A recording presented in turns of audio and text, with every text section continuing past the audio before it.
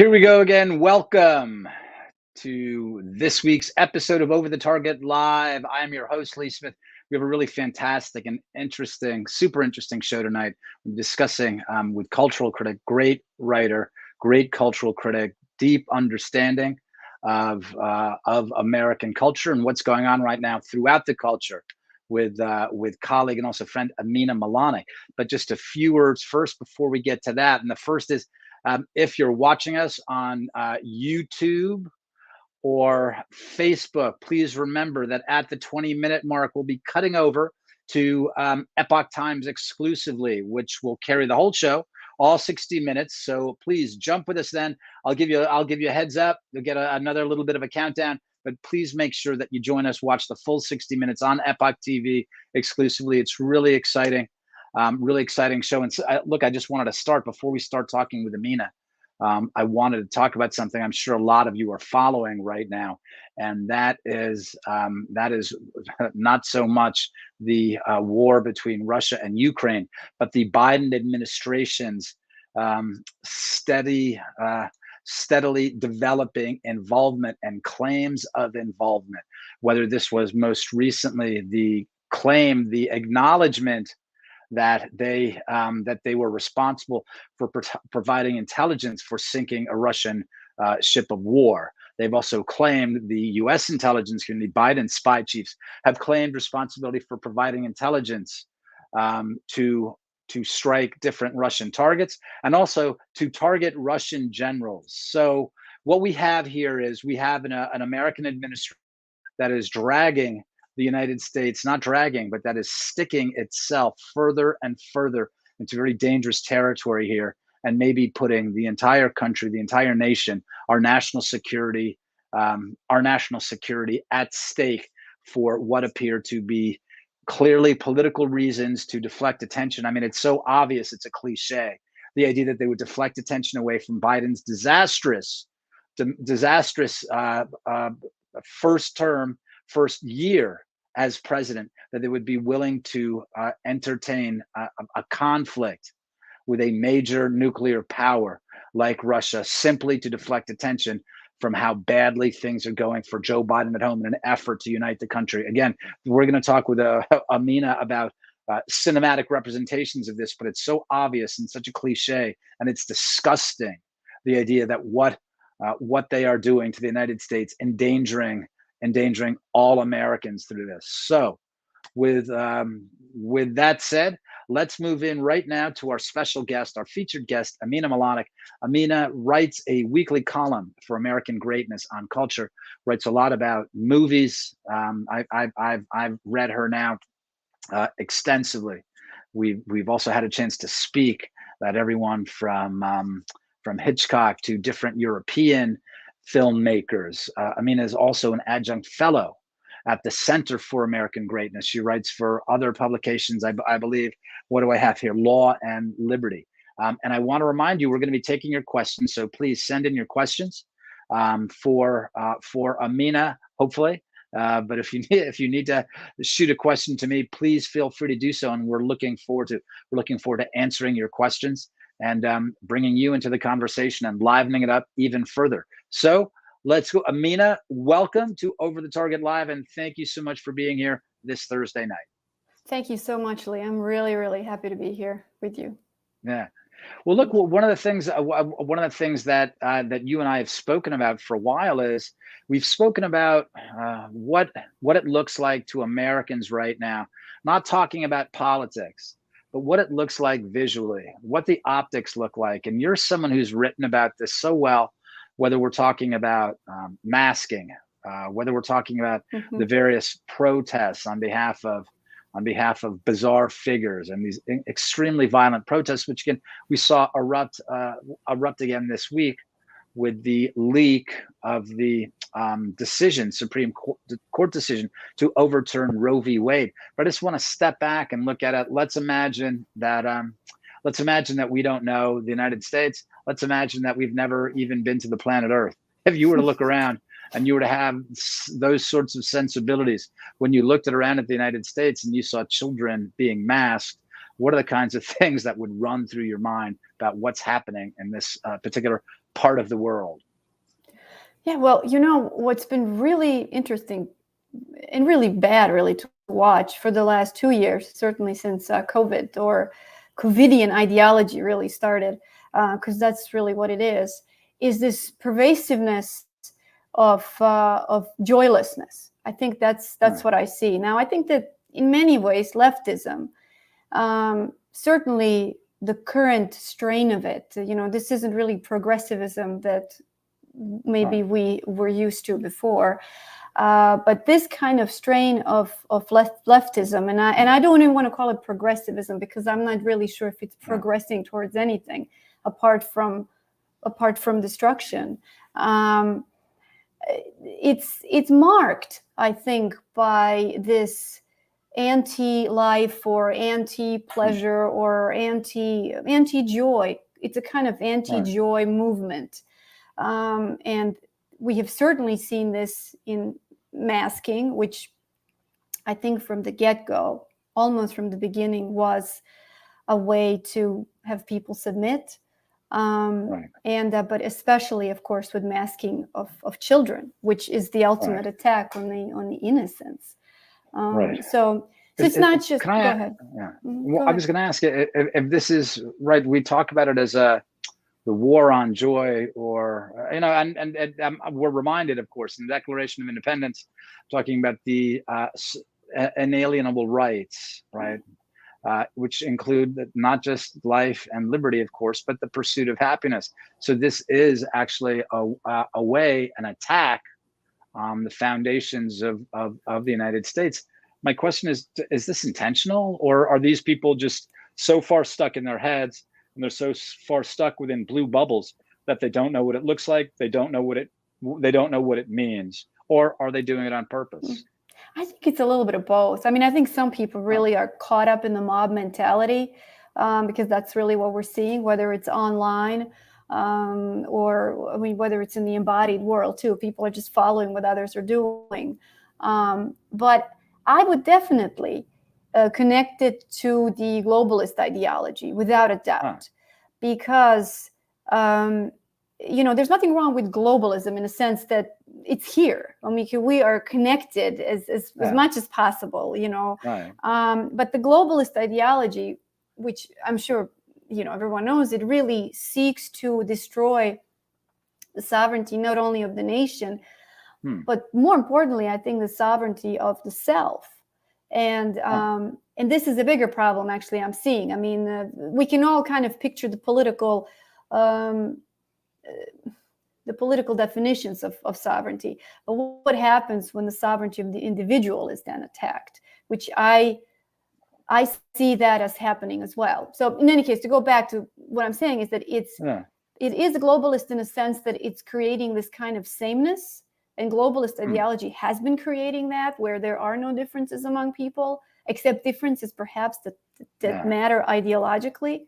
But those shift too, right? That's the thing. Right. Those kinds of things that are useful for ideology are always shifting, as we see that now as well, I think. No, this is very interesting, right? Because the idea of political sovereignty, we talk about it in terms of borders, right? And the idea of erasing borders. There are no more borders, whether we're talking about the EU or whether we're talking about the Biden administration's not failure, but decision to open the borders, right? So what distinguishes? Well, in a sense, I don't know if this is the right way to put it, but it's not that the face is a border, but that the face is what distinguishes human beings. And so to take away the human face, to erase the face, right? This is what makes people the same. The face is what tells our individuality, right? To describe, it's the outward showing of our soul. Exactly. So yeah, I think that's very interesting. That exactly. sovereignty. Right. I mean, exactly. The face is the at the center of human encounter, right? And so when you are trying to annihilate that, when you're trying to erase the not only the individuality but the inherent dignity, the human dignity that everyone has, I think that the encounter then is impossible, because what you're doing is you're reducing everyone either to ideology or to some sort of biological or biopolitical reality, right? That you've just kind of created, again, at the service of ideology, or at the service of technology in this case, right? I mean, I think that's also part of it. Well, what's the point? Why erase? Why the attack on human dignity? Why the attack on the face? I mean, is it a, Yeah. look, is globalism a totalitarian movement? In addition to the fact that I totally agree, right? We're interconnected in lots of different ways. So in that way, globalism is here. But is what you're talking about, is it a totalitarian aspect of globalism? I think so. I think actually it's a kind of totalizing existence. I think this is actually a bigger problem right now. I think it's easier for us to understand what happens politically, geopolitics and all that, which is very, very important, of course. But the other stuff, I think, which deals more with the interior life of every human being, is a little bit more difficult to pinpoint, because it precisely has that nuance. But if you look really at the history of any totalitarian regime, what's always consistently attacked is the human spirit, right? It's the human individuality and human desire to be free. So it's a different kind of totalitarianism right now, right? I mean, all right. Well, I have two questions. First of all, what comes first? Is it the desire to erase human dignity? Is that what motivates totalitarian structures? Or are totalitarian structures originally designed for other purposes, whether it's the idea of social justice or the dictatorship of the proletariat, and then they wind up having to stamp out human dignity, human individuality? What order is that in? I think actually that once you start creating a system that's based on ideology and not thinking, and not well, let me just say, it's very important to understand what ideology is, because I hear a lot of people say, well, you have a liberal ideology, you have conservative ideology. That's not correct, actually. Some people actually engage in thought, and sure, you can have ideology on any spectrum, really, but ideology, and I've this is not, it's paraphrase, I think, of what Hannah Arendt said in Origins of Totalitarianism, which is that ideologies are not interested in the miracle of being. So anything that's kind of supposed to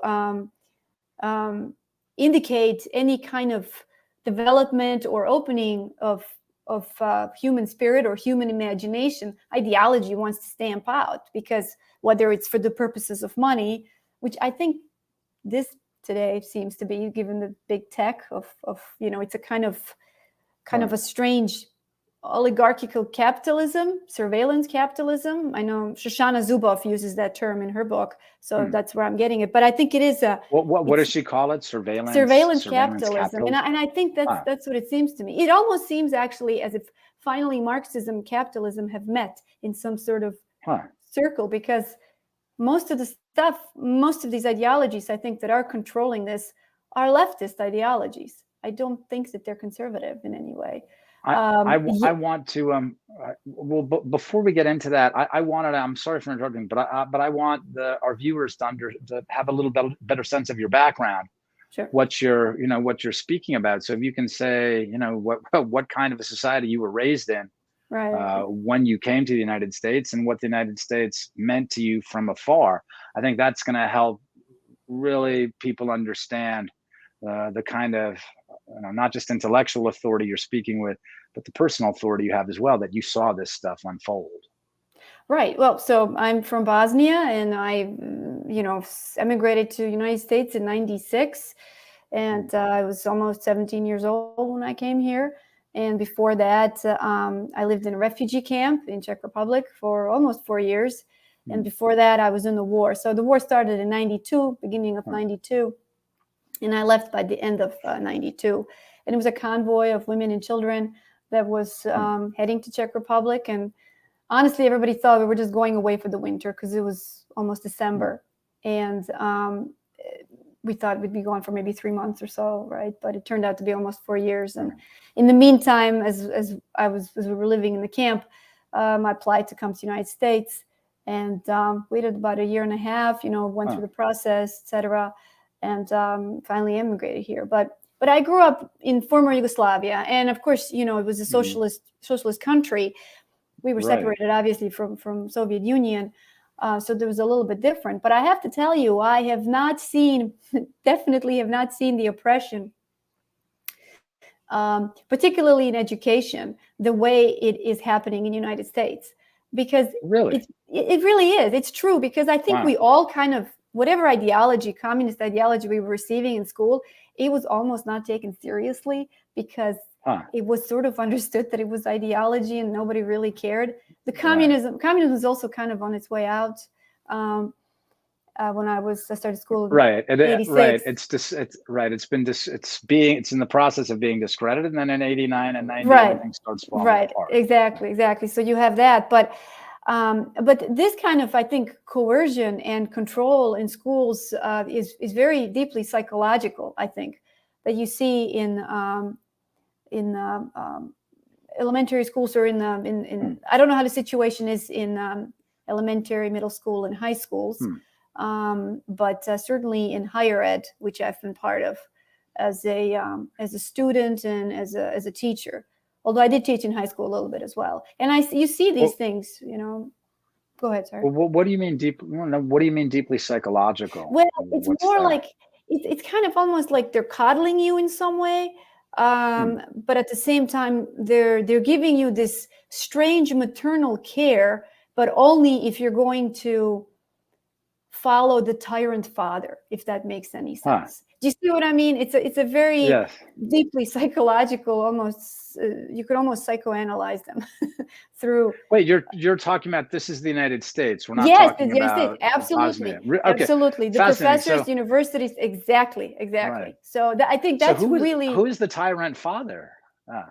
Government. I don't know. I mean, I think that Camille Paglia said it in Sexual Personae, that the leftists can't decide whether the government is the mother or the father, right? The mother that's caring for them, and the tyrant father. So either you want a nanny state or they hate the government. So I think that's kind of, it's a very sort of, I think, twisted psychological situation. Instead of having government being a political reality only and really stepping outside of your life as much as possible, they want an intrusion, until, of course, it doesn't align with them, right? Which is what we see with abortion right now.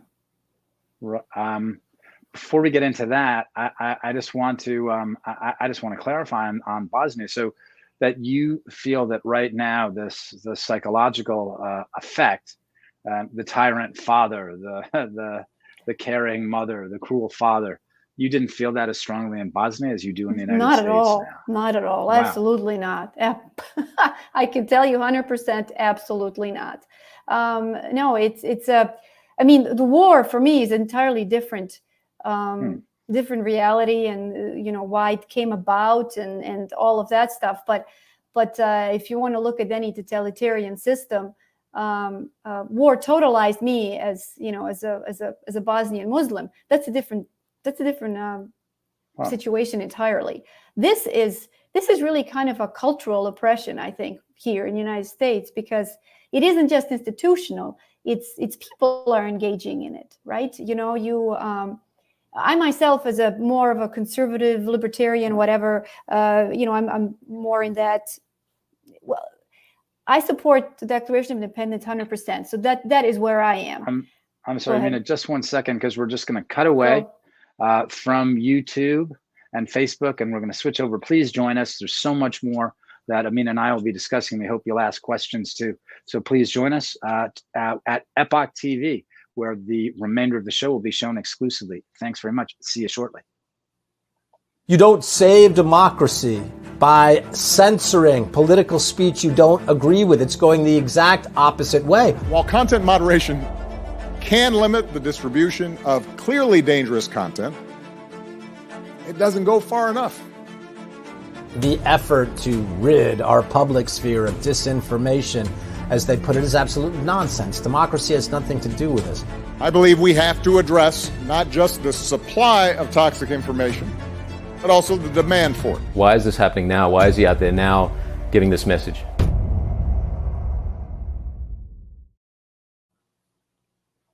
Thank you. Thanks for joining us and making the jump to Epoch TV exclusively. I mean, I don't know if you saw that trailer, but when you were talking before about the tyrant father, I don't know if I really consider him a tyrant.